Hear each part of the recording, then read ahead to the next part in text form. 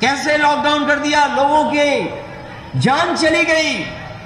उत्तर प्रदेश में 90 मजदूर चलते चलते घर नहीं पहुंच पाए, उनकी जान चली गई। ऐसा लॉकडाउन करा इन्होंने।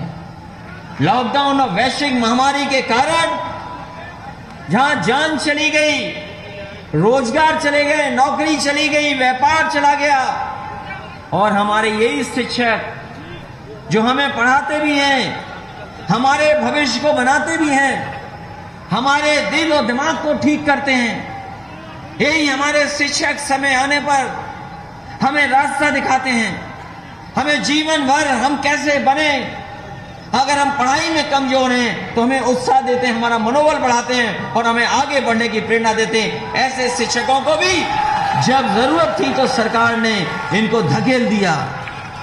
हमारे शिक्षक ड्यूटी पे लगे रहे, चुनाव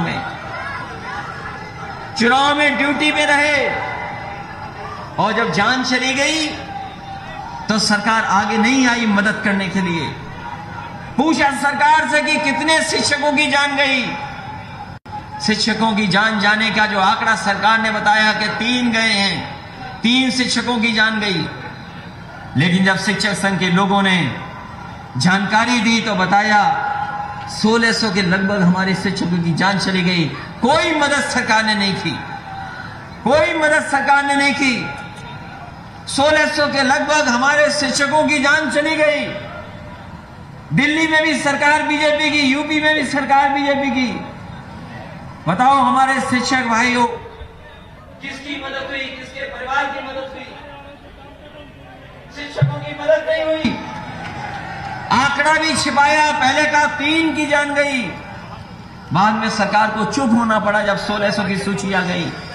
यही हमारे शिक्षा मित्र के लोग, हमारे शिक्षा मित्र वाले जानते होंगे, ये शिक्षा मित्र वाले साथी जिस समय समाजवादी सरकार थी, हम लोगों ने सम्मान दे करके इनको समायोजित करने का काम किया था। हमारे शिक्षा मित्र जानते होंगे, उनको अगर किसी ने सम्मान दिया था सरकार में तो समाजवादी लोगों ने उन्हें सम्मान देने का काम किया। लेकिन उनका सब कुछ छिन गया। उनका घोषणा पत्र उठाइए, बीजेपी के लोगों का घोषणा पत्र, ताकि हम शिक्षा मित्रों को सम्मान देंगे, उनको समायोजित कर देंगे। लेकिन जैसे ही सरकार बनी, शिक्षा मित्रों को भी धोखा देने का काम अगर किसी ने किया है तो भारतीय जनता पार्टी के लोगों ने किया है। आज शिक्षक खड़े हैं सड़क पर, मानदेय देने का काम शुरू हो गया था। अभी कुछ लोगों ने कहा मैं यहां पर वेतन वालों के लिए रास्ता निकाला था समाजवादियों ने।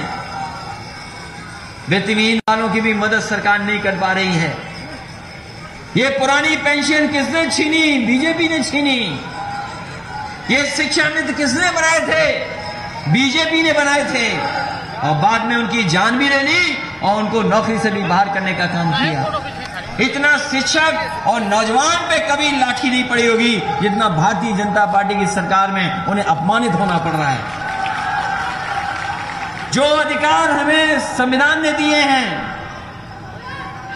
जो अधिकार हमें संविधान ने दिए, उन अधिकारों को भी छीना जा रहा है। हम आपसे जानना चाहते हैं, ये बीजेपी के लोगों ने कहा कि हम तो राष्ट्र प्रेम है हमारे अंदर, राष्ट्र के लिए जीते मरते हैं। बताओ ये कहा कहते हैं कि नहीं कहते हैं? भारतीय जनता पार्टी के लोग कहते हैं कि राष्ट्र हमारे लिए बहुत बड़ा है, लेकिन हम उन्हीं से जानना चाहते हैं, बताओ राष्ट्र की संपत्ति कौन बेच रहा है? हमें नहीं लगता किसी की जेब में यहां पर पैसा होगा।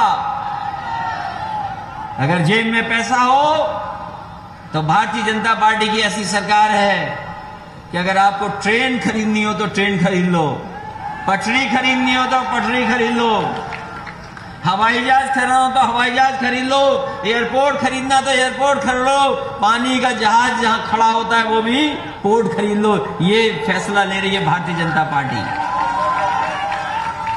सोचो, हमारे भारत की संपत्ति बेच रहे हैं। बताओ बिकने लगा कि नहीं बिकने लगा? और इनका बस चला तो हो सकता है गंगा में पानी का जहाज चलने वाला भी ये बेच दें किसी न किसी प्राइवेट आदमी को देने के, जाओ चलाओ जाके। सोचो हमारे निषाद बिल समाज का क्या होगा, जो नावक है उनका क्या होगा, नाव चलाने वालों का क्या होगा।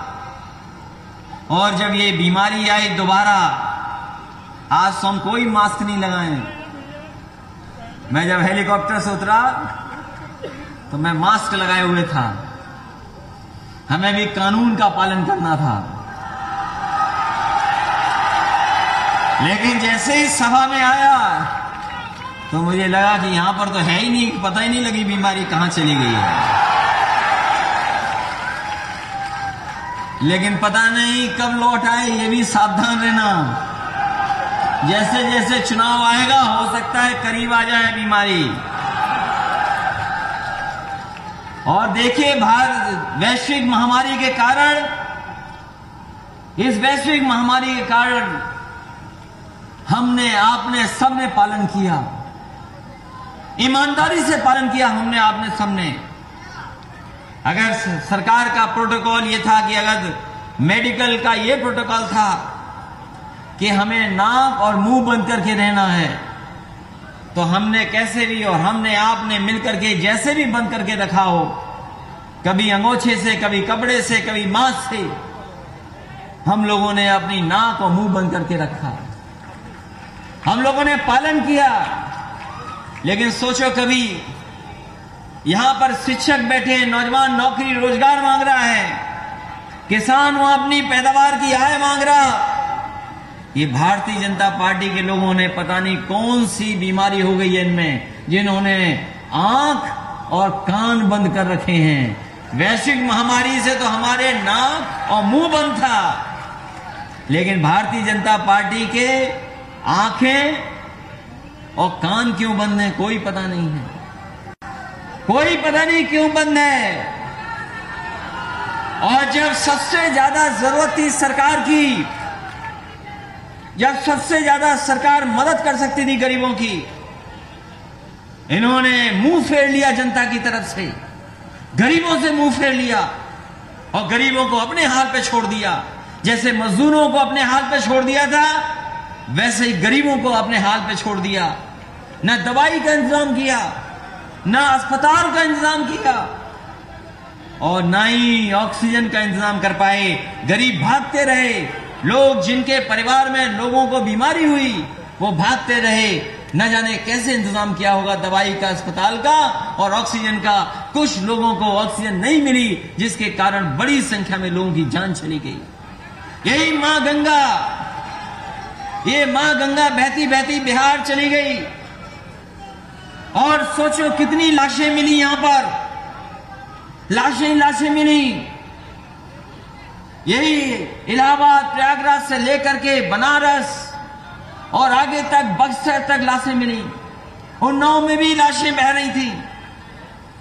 जब इन बीजेपी के लोगों से पूछा कि ये लाशें कहां से आ रही हैं, तो सोचिए बीजेपी के लोगों ने जवाब दिया कि ये लाशें बिहार से आ रही हैं, ये यूपी की लाशें नहीं हैं।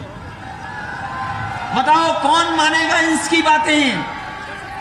गंगा यूपी से बिहार जाती है, पानी का बहना यहां से वहां है, बिहार से लाशें कैसे यूपी में आ जाएंगी। और सोचिए मां गंगा ने सब लाशें वापस कर दी। अगर कोई अपमानित हुए तो हम और आप लोग अपमानित हो गए। इसलिए आज भदोही के जनता से हम आपसे जहां मिल रहे हैं, चुनाव शुरू हो गया है, चुनाव में समय नहीं है, चुनाव में समय नहीं है। और ये चुनाव जो होने जा रहा है, ये देश का सबसे बड़ा चुनाव होने जा रहा है। ये देश का सबसे बड़ा चुनाव होगा, क्योंकि बदलाव यहीं से आना है। और अगर बंगाल की जनता इन्हें खदेड़ सकती है, अगर बंगाल की जनता ने इन्हें खदेड़ा है, तो बताओ यूपी की जनता इन्हें खदेड़ेगी कि नहीं खदेड़ेगी। इन लोगों ने इतना झूठ बोला, बताओ इनका घोषणा पत्र कहां है, इनका संकल्प पत्र? अभी आए थे मिर्जापुर में मां विंध्यवासिनी के मंदिर में, वहां पर रोप वे शुरू करने आए थे, रोप वे। वो कह रहे थे कि अब बुजुर्गों को, माताओं, बच्चों को अब परेशानी नहीं उठानी पड़ेगी, रोप वे से चले जाएंगे। और ऐसे प्रचार कर रहे थे जैसे भारतीय जनता पार्टी ने रोप वे दी हो। अगर किसी ने वो काम किया था तो वो समाजवादी पार्टी थी, उसकी सरकार थी जिसमें काम हुआ था। और ये बाबतपुर से हमारे बुनकर भाइयों को, एक्सपोर्टर्स को, एक्सपोर्ट बहुत होता है, हमारे कालीन का कारोबार है, हमारे बुनकर भाई हैं, यहाँ किसान हैं, नौजवान हैं, कारोबार जुड़ा है, रोजगार जुड़ा है। और काम रोजगार की भारतीय जनता पार्टी के लोग बात नहीं करेंगे, क्योंकि काम और रोजगार हमें और आपको जोड़ता है। काम और रोजगार हमें जोड़ता है। कोई एक्सपोर्टर होगा कालीन वाला, पता नहीं कौन मालिक हो, बनाने वाले हमारे बुनकर भाई गांव में रहते हैं, किसान हैं। कौन किस जाति का बना रहा कुछ नहीं पता, कौन किस धर्म का बना रहा कुछ नहीं पता। यहाँ के कालीन के कारोबार को बढ़ाने के लिए समाजवादियों ने काम करने का काम किया था। और बहुत शानदार सड़क, जिससे बाहर के खरीदने वाले जो लोग हैं, जो उद्योगपति हैं, दुनिया के दूसरे हिस्से में बैठे हैं, वो आकर के हमारे कारपेट बाजार को देखना चाहें और कारोबार करना चाहें तो उन्हें मौका मिलता था यहाँ आकर के आसानी से कारोबार कर सकें। इसलिए एक्सपोर्ट मार्ट भी बनाया और उसको जोड़ने वाली सड़क भी बनाने का काम समाजवादी लोगों ने किया। लेकिन हमारे मुख्यमंत्री भी कमाल के मुख्यमंत्री हैं। हमारे जो मुख्यमंत्री हैं वो बहुत कमाल के मुख्यमंत्री हैं। इकलौते ऐसे मुख्यमंत्री हैं जो शिलान्यास का शिलान्यास करते हैं। और भदोई के लोगों, आप भाग्यशाली हो, आप भाग्यशाली हो कि आपके एक्सपो मार्ट का उद्घाटन फिर उद्घाटन किया। ये पहली सरकार है जिसके पास रंग बदलने के अलावा, नाम बदलने के अलावा, दूसरों का काम, अपना काम बताने के अलावा कोई काम नहीं है उनके पास। और भदोई के लोग बच के रहना, लखनऊ मत जाना। नाम बदलने वाले बैठे हैं वहां पर। जरूरी नहीं जिस नाम से आप जाओ लखनऊ उसी नाम से वापस आ जाओ।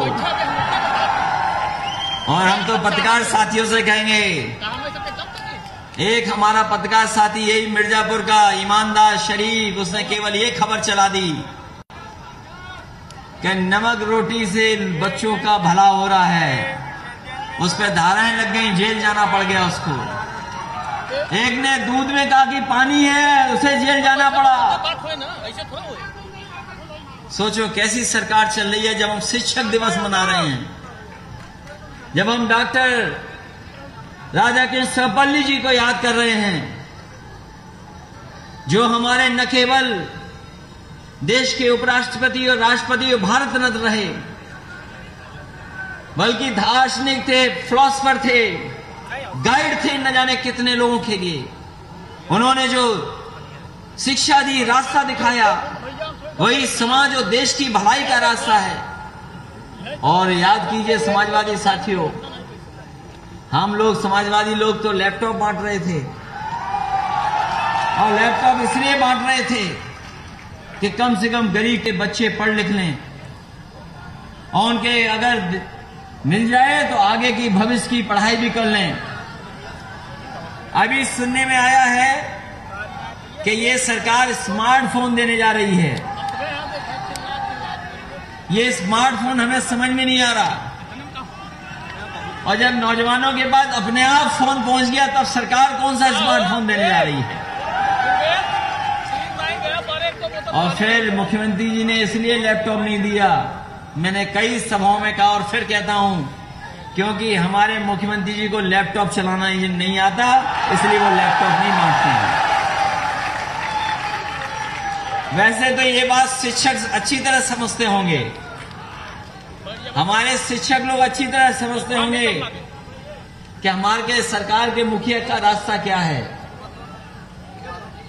उनका रास्ता क्या है। अब उस बारे में मैं नहीं कहूंगा, क्योंकि उसी की वजह से सब गड़बड़ है। ये कोई ऐसी चीज है जिसकी वजह से गड़बड़ हो रहा है सब, उसी की वजह से बीजेपी ने संकल्प पत्र नहीं उठाया। जो वजह आप बता रहे हो, उसी की वजह से संकल्प पत्र नहीं उठा, और संकल्प पत्र पूरा ही नहीं हुआ। भारतीय जनता पार्टी का पत्रकार साथियों, हम कहना चाहते हैं पत्रकार साथियों, आपकी जिम्मेदारी बड़ी है। जितनी बड़ी जिम्मेदारी हमारे नौजवान शिक्षकों की, किसानों, बुनकर भाइयों की है, उससे ज्यादा बड़ी जिम्मेदारी आपकी है। इनका उठाइए संकल्प पत्र, पहला पन्ना खोलिए। पहले पन्ने पे लिखा है कि किसान की हम पैदावार की आय दोगुनी कर देंगे। बताओ किसान भाइयों, इनसे कब आय मांगोगे दुगनी? जो आय नहीं दे सके दुगनी, नौकरी नहीं दे सके, रोजगार नहीं दे सके, अच्छी शिक्षा नहीं दे सके, और स्वास्थ्य सेवाएं कैसी चरमरा गई हैं। कोई सरकारी इंतजाम नहीं है जहां पर हमारे गरीब इलाज करा सकें। वही एम्बुलेंस जो समाजवादियों ने शुरू की थी वही चल रही है। ये एम्बुलेंस भी नहीं ठीक कर पाए। ये जो 102, 108 एम्बुलेंस है, ये समाजवादियों की देन है, ये भारतीय जनता पार्टी ने नहीं चलाई। कोरोना के समय पर अगर किसी ने सबसे ज्यादा मदद की तो यही हमारे एम्बुलेंस की चलाने वाले नौजवान और 102, 108 एम्बुलेंस ने मदद की। ये पुलिस के लोगों के लिए इंतजाम किया था। 100 नंबर वाली गाड़ी, 100 नंबर वाली गाड़ी, सरकार जानती है ये 100 नंबर सबसे महत्वपूर्ण व्यवस्था है, और इस व्यवस्था को हम लेकर के आए थे अमेरिका से, जहां पर न्यूयॉर्क में जो इस तरीके से पुलिस चलती थी, न्यूयॉर्क में जिस तरीके से पुलिस चलती थी, वहां पर हमने अपनी सरकार में उस समय के अधिकारियों को भेजा था। और अधिकारियों को इसलिए भेजा कि वो देख करके आए कि व्यवस्था कैसे चलाई जा रही है अमेरिका में। वो देख करके आए, समझ करके आए। उसके बाद समाजवादी लोगों ने उत्तर प्रदेश में लागू की, 100 नंबर व्यवस्था लागू हो गई। और 100 नंबर इसलिए लागू हुई थी जिससे हमारे गरीबों को थाने न जाना पड़े, पुलिस आए, उनके गांव में, उनके कस्बे में, मोहल्ले में मदद करने पहुंच जाए। लेकिन पता नहीं हमारे बाबा मुख्यमंत्री को क्या हो गया, 100 का 112 कर दिया और पुलिस को भी खराब कर दिया। पता नहीं पुलिस को क्या हो गया है, जो 100 नंबर था 112 कर दिया और पुलिस को भी खराब कर दिया। इतनी ईमानदार पुलिस को गड़बड़ कर दिया इन्होंने। इसलिए हम कहना चाहते हैं कि ये सड़कें बनना, पुल बनना, ये जो पुल बने हैं गंगा पर जो मिर्जापुर को जोड़ते हैं, 2 पुल, अगर किसी ने दिए थे तो नेताजी ने दिए थे। ये बीजेपी के पुल नहीं है, बीजेपी ने तो केवल उद्घाटन कर दिया उसका। उद्घाटन किया केवल, इसलिए अगर गंगा पे पुल भी बनाना पड़ेगा तो समाजवादी लोग आने वाले समय में सरकार बनने जा रही है, पुल भी बनेगा। और हमारे किसानों को, बुनकरों को बिजली की व्यवस्था में अगर मदद करनी पड़ेगी, क्योंकि हमारे किसान गरीब को बिजली का बिल ज्यादा देना पड़ रहा है। हमारे मुख्यमंत्री ऐसे हैं, प्लांट एक भी नहीं लगवाया बिजली का, प्लांट भी नहीं लगवाया और कभी प्लांट के बारे में बोला भी नहीं।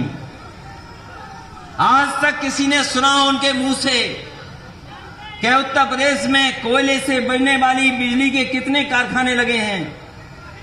आज तक किसी ने नहीं सुना होगा, न सुना होगा, न हमारे बाबा मुख्यमंत्री जी कह सकते हैं उसको। अगर किसी ने सबसे ज्यादा बिजली के कारखाने लगाए उत्तर प्रदेश में तो समाजवादी पार्टी की सरकार में लगने का काम हुआ, और बिजली इतनी लगाई कि आने वाले समय के लिए भी पर्याप्त हो जाए, लेकिन उन प्लांटों को बनने नहीं दिया इस सरकार ने। मुझे अच्छी तरह याद है, बीजेपी के एक विधायक धरने पे बैठ गए थे बनारस में भूख हड़ताल पे बैठ गए थे। बीजेपी के एक विधायक, सबसे बुजुर्ग, जिनकी टिकट कट गई, टिकट नहीं मिली उन्हें उसके बाद, वो धरने पर बैठे थे कि प्रधानमंत्री का क्षेत्र है, यहां पर बिजली होनी चाहिए, 24 घंटे बिजली। कई दिनों पर जब हड़ताल पे बैठे रहे, भूख हड़ताल पे बैठे थे, मैंने बुलाया, मैंने समझा उनसे, और जब उन्होंने कहा कि प्रधानमंत्री जी के क्षेत्र में 24 घंटे बिजली कर दो, हमने कहा हां, समाजवादी सरकार है, भेदभाव नहीं करेगी, 24 घंटे बिजली कर देंगे, लेकिन आप भी उत्तर प्रदेश के बिजली का कोटा बढ़ाने का काम करो। समाजवादियों ने तो बिजली दे दी 24 घंटे उस समय पर, लेकिन आज भी उत्तर प्रदेश का बिजली का कोटा नहीं बढ़ा। जिस प्रदेश ने सबसे ज्यादा लोकसभा के सांसद जिताए हों, जिस प्रदेश ने विधायक सबसे जिताए हों, बताओ, डबल इंजन की सरकार उत्तर प्रदेश में भी, दिल्ली की भी सरकार इनकी, लेकिन उत्तर प्रदेश को क्या मिला ये सोचो। हमारे गरीब किसान छात्र नौजवानों, सोचो क्या मिला आपको, और क्या सपने दिखाए जा रहे थे कि मां गंगा साफ हो जाएंगी। इस बार मां गंगा ही इनका सफाया करेंगी और कोई सफाया नहीं करेगा। सपना दिखाया कि बनारस क्यूटो हो जाएगा, बनारस क्यूटो हो जाएगा। अभी गोरखपुर का हमने देखा, लोग सड़क से नहीं चल पा रहे थे। गोरखपुर में लोग सड़क से नहीं चल रहे थे, लोग नाव से चल रहे थे। अब पता नहीं बनारस में कैसे चल रहे होंगे।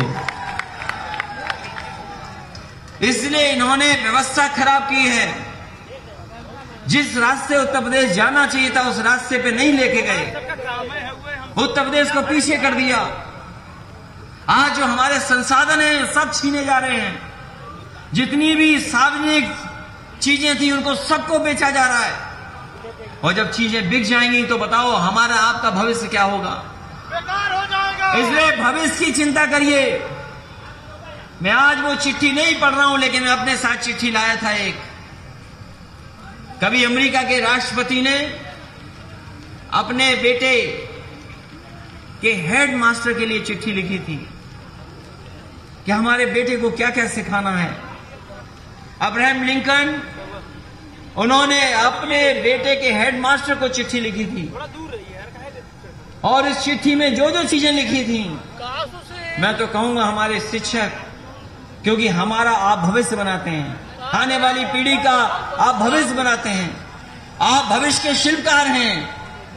जो कभी अब्राहम लिंकन उस समय के राष्ट्रपति अपने बेटे को सिखाने के राष्ट्रपति को चिट्ठी लिखी थी, अगर वही हम लोग सीख लें तो शायद हमारा भविष्य भी बेहतर हो जाएगा और समाज का और देश का भी भविष्य बेहतर होगा। आज हमें सोचना होगा कि दुनिया में हम कहां खड़े हैं, हमारा प्रदेश कहां खड़ा है, सबसे बड़ा प्रदेश, लेकिन उस प्रदेश को पीछे करने का काम किया। जो विकास की गति थी उसको रोक दिया, जो कारखाने उद्योग लगने थे वो बंद कर दिए।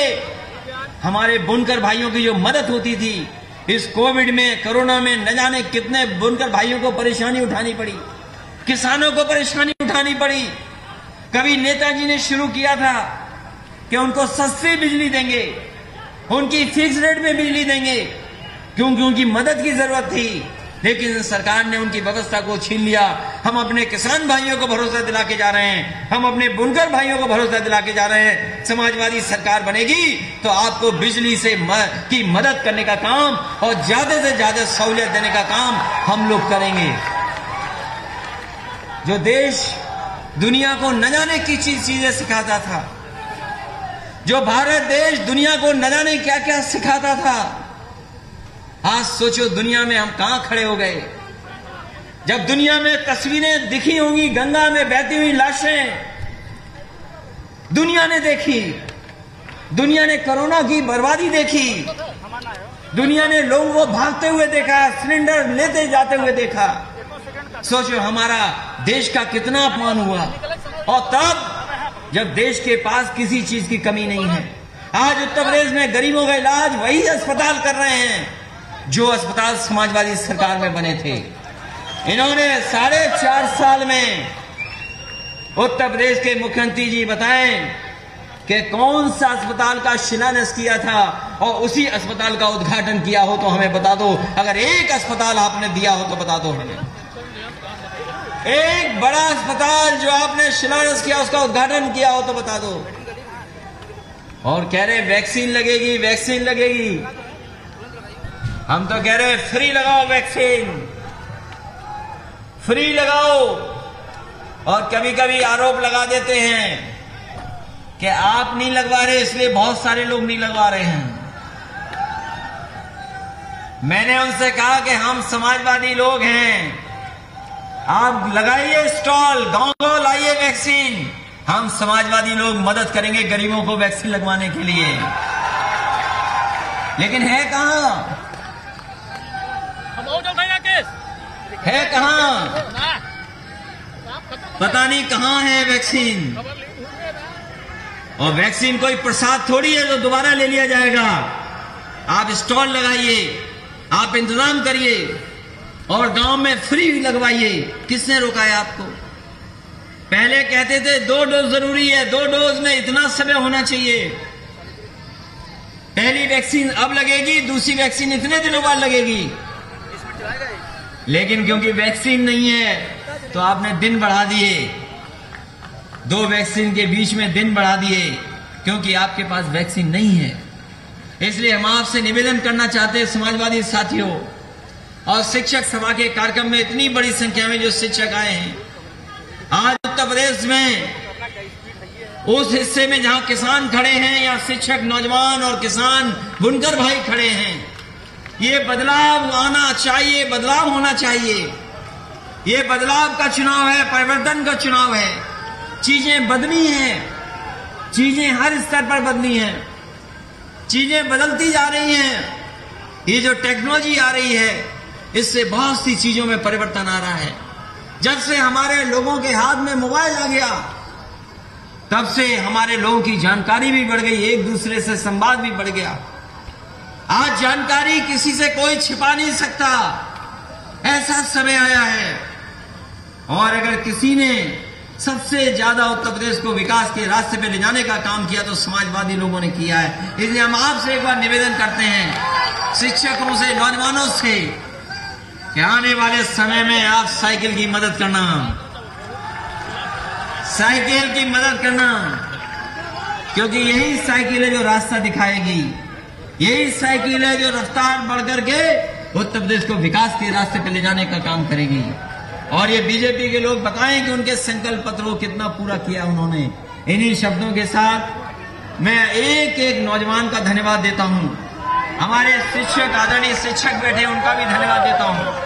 Professor doctor B Pandey ji का धन्यवाद देता हूं। और जितने भी हमारी पार्टी के नेता हैं, शिक्षक सभा से जुड़े हुए पार्टी के पदाधिकारी, पूर्व विधायक, जिलाध्यक्ष, सभी पदाधिकारियों का बहुत बहुत धन्यवाद। और अपने साथियों को करा दो वॉक थ्रू, बहुत बहुत धन्यवाद। यहीं पे करा दो वॉक थ्रू। संख्या में, गर्मी में, उमस में, जिन्होंने जब तक उतर रहा है ऐसे नौजवानों फिर वो विजुअल नहीं मिलेगा। और इस उम्मीद के भरोसे के साथ आने वाले समय में उत्तर प्रदेश में बदलाव होगा और बदलाव समाजवादी पार्टी के पक्ष होगा। बहुत बहुत धन्यवाद।